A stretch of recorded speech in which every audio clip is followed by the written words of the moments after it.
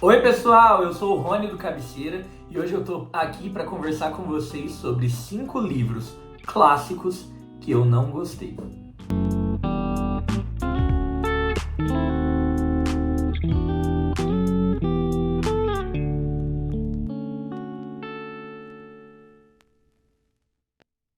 Oi pessoal, quanto tempo que eu não passo por aqui e hoje inclusive estou passando com um novo cenário. Afinal de contas é o primeiro vídeo que eu estou gravando aqui na minha casa e a partir de agora no Cabeceira, até por uma questão de logística, a Bibonome comentou um pouco sobre isso no último vídeo que ela lançou, a gente vai gravar cada um na sua casa, que é melhor fazer assim do que fazer como estávamos antes, né, de tentar gravar sempre no nosso cenário fixo, mas nunca conseguindo conciliar as nossas agendas.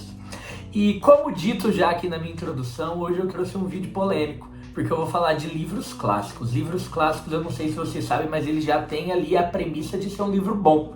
É um livro que, afinal de contas, durou ali, perdurou por toda a sua geração e chegou até outra geração intacto, né? E levando em conta com a quantidade de livros que existem no mundo afora, para um livro ter passado de uma geração para outra, significa que esse livro tem ali atributos que justifiquem, né, que ele durasse tanto.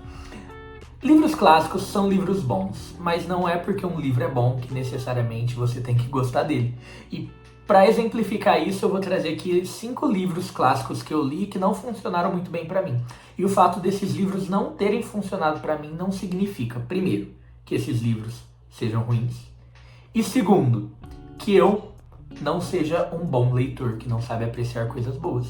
Na verdade, tá tudo bem esses livros não terem ido ali de encontro com o meu gosto pessoal e pode ser que vocês gostem deles. E antes de eu soltar minha listinha, eu queria saber, você já teve a experiência de ler um livro clássico, um livro renomado, e não ter gostado tanto assim? Se sim, me fale qual foi esse livro.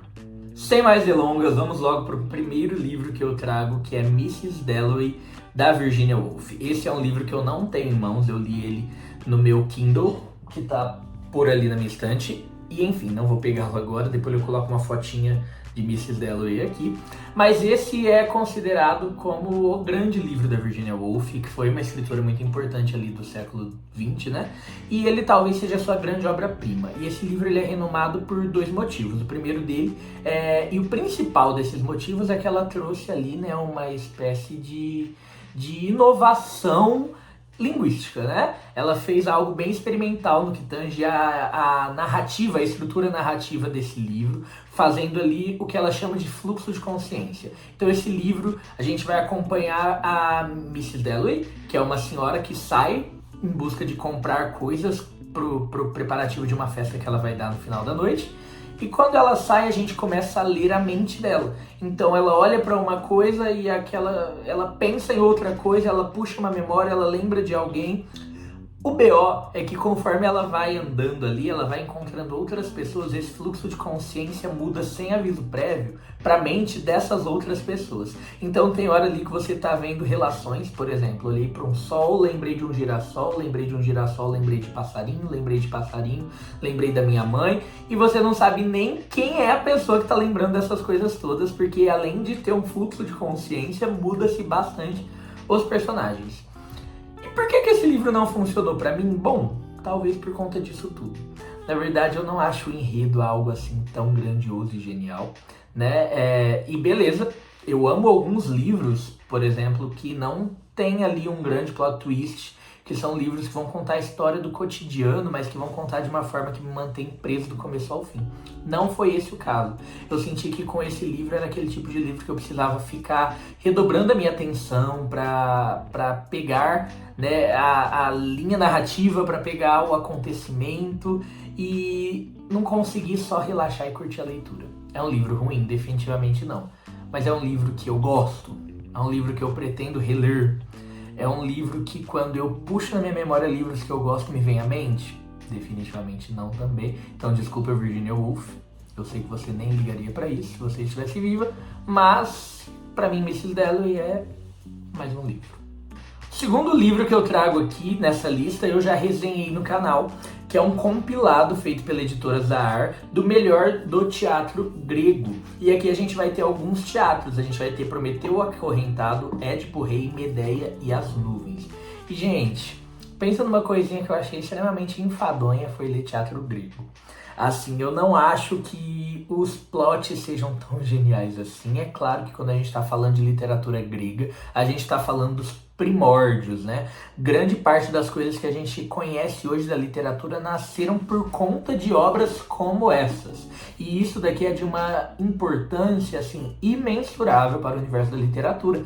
Mas hoje, a gente tem outras coisas mais bem desenvolvidas, mesmo que inspiradas em obras como Édipo Rei, que é muito importante, mas não são obras que me pegam, não são obras que me fascinam e são obras que eu também acho meio enfadonho de consumir, assim.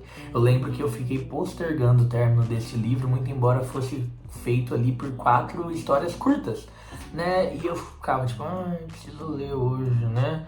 Doido pra acabar e pegar o próximo livro, então definitivamente não é algo que funcionou muito bem pra mim, mas eu me orgulho e não me arrependo nem um pouco de ter tido contato com algo do teatro grego, porque reconheço a importância disso para o nosso cânon literário. Se tem um nome importante para a literatura estadunidense, esse nome é Edgar Allan Poe. Ele foi um importantíssimo escritor americano de contos, principalmente voltados ali para o horror e para o terror. Mas a obra dele que eu trago aqui é essa aqui, Os Assassinatos na Rua Morgue. Esse livro que eu tenho em mãos, ele foi compilado pela editora Antofágica e eu acho esse livro assim muito legal. Eu ansiei muito ter esse livro e poder lê-lo.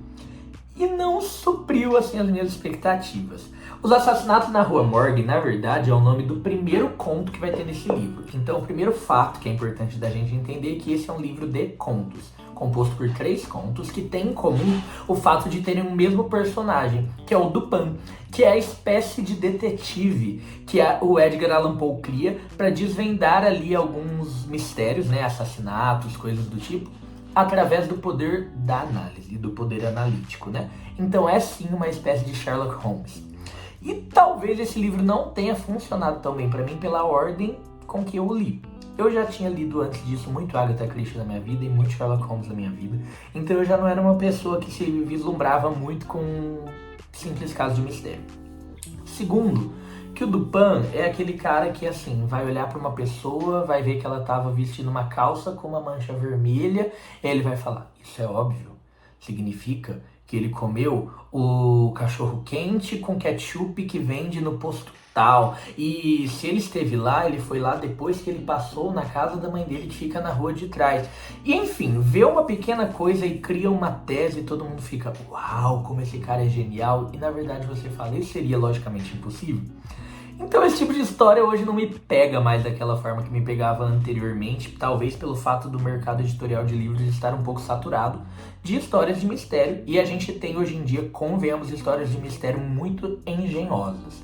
Eu ainda não prefiro essas histórias engenhosas, contemporâneas, do que um bom clássico de Agatha Christie ou de Arthur Conan Doyle, que foi escritor de Sherlock Holmes. Mas assim, o Dupin não me conquistou não. Não sei se é o carisma, se foram as histórias propriamente ditas, ambas bem feitas. O desenrolar aqui do mistério que vai acontecer nos Assassinatos da Rua Morgue é bem interessante. Vale a pena a leitura, eu não estou aqui desestimulando você que tem vontade de consumir essa obra, de fazer isso. Mas é um clássico que não me pegou. O próximo livro que eu vou falar eu também não tenho em mãos, mas ele se chama O Sonho de um Homem Ridículo, do grandiosíssimo Dostoiévski. Sim, antes de ler Os Irmãos Karamazov ou antes de ler Crime e Castigo, que são as suas 2 grandes obras-primas, eu quis começar a ter o meu contato com Dostoiévski com uma coisa um pouco menor e também renomada. Esse é um livro que até hoje sai publicações. Na época eu li de uma publicação da editora Antofágica, que é uma editora super moderna que tem lançado livros assim até hoje. Então eu falei, se estão republicando esse livro é porque vale a pena, e não me pegou. Olha que é um livro interessante. Ali a gente vai acompanhar um homem que era ridículo, andava ridículo, pensava ridículo, falava ridículo, tudo que ele fazia era ridículo. E um homem que estava claramente deprimido e que um dia resolve se suicidar. Até que ele encontra uma menina e, conversando com essa menina, ele começa a filosofar ali, a entender algumas coisas valiosíssimas sobre a vida. Então sim, é um plot legal, tem uma história de moral muito bonita, mas é um livro que eu achei assim bem chatinho de ler, e é o que é uma leitura rápida, não é um livro grande, sabe? É uma novela. E foi um livro que também não me marcou, Só por não ter me marcado, já veio parar nessa lista. Mas assim, Dostô, nada contra, tá bom? Tem nada aqui de crítica pra falar, só não me marcou. É isso. E eu deixei propositalmente por último para falar sobre o livro que mais me decepcionou. Não por ser o pior livro, mas por ser o livro que eu tinha mais expectativa. E você sabe que expectativa é um problema na hora da literatura. Vários livros não funcionam pra gente por conta das expectativas que nós criamos. Coração das Trevas, diferente dos Assassinatos da Rua Morgue, diferente desse do Dostoiévski que eu falei, que são livros de escritores clássicos, mas não são suas grandes obras-primas, o Coração das Trevas é a grande obra-prima do Joseph Conrad. Então esse é o grande livro que faz desse um grande escritor. E aqui nesse livro a gente vai ter a expedição, né, de um personagem fictício, mas que é inspirado no autor, que fez uma expedição para o Congo e em busca ali de desbravar e encontrar ali, né, o território, pessoas.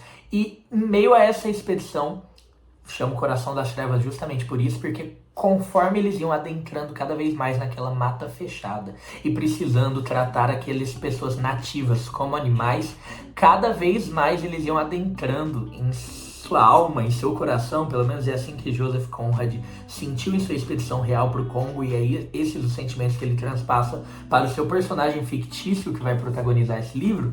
Cada vez mais eles iam adentrando para lugares obscuros dentro de si mesmos. Lugares em que eles iam perdendo cada vez mais a sua própria humanidade. E esse é um livro muito pesado, muito forte, e não é esse o problema para mim. Na verdade, eu gosto de livros cujas temáticas são pesadas e fortes. Eu gosto de livros que a gente precisa de um tempo para digerir. Mas a verdade é que eu não consegui sacar muito bem qual é desse livro, né? Ele não é um livro fácil de ser lido, ele tem uma poeticidade, assim, linguística em sua narrativa. Mas é um livro que, assim, eu queria muito ter gostado. É um livro que eu peguei falando, eu vou resenhar esse livro no Cabeceira. E eu optei por não fazer isso porque eu não quero falar mal desse livro, mas ao mesmo tempo, assim, não me marcou. Não tenho muito o que dizer sobre essa leitura, no sentido dela ter ocupado um lugar assim dentro de mim. E esse tipo de coisa, vocês sabem, acontece. Essa é a minha lista de 5 livros clássicos, importantes. Não estou aqui para desvalidá-los, mas livros que não funcionaram para mim. De contrapartida, pessoal, são inúmeros os livros clássicos que ocupam ali o ranking, né, as primeiras posições dos meus livros da vida.